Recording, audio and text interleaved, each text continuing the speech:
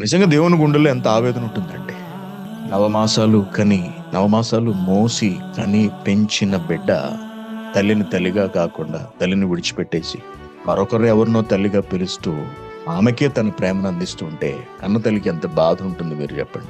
ఒక తండ్రి తన కుమారుణ్ణి పెంచడానికి రాత్రుళ్ళు పగళ్ళు కష్టపడి పనిచేసి కష్టార్జితాన్ని తీసుకొచ్చి దాంతో వాడిని చదివించి వాడిని గొప్పవాడినిగా చేసి ప్రయోజకుడిగా నిలబెట్టిన తర్వాత ఆ కొడుకు తన తండ్రిని తృణీకరించి నువ్వు నా తండ్రివి కాదు అని మాట్లాడితే నిజంగా తండ్రి ఎంత కుమిలిపోతాడు. అదే బాధ మనకు తండ్రి అయిన దేవుడి దగ్గర కనిపిస్తుందండి. నిజంగా దేవుడు వదిలేయచ్చు గాడిదలు పోతే పేరు దరిద్రం వెళ్ళిపోయింది అనుకోవచ్చు దేవుడు. కానీ అలా అనుకోలేదండి. ప్రేమించాడు. ఎంతవరకు? అంతము వరకు ప్రేమించాడు. అందుకే దేవుడు ప్రేమామయుడు.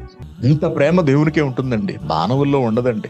మనుషుల్లో అంత ప్రేమ కష్టం. అంతము వరకు ప్రేమించడం మనుషుల్లో చాలా కష్టం. దేవుడు కాబట్టి ప్రేమిస్తూ ఉంటాడు.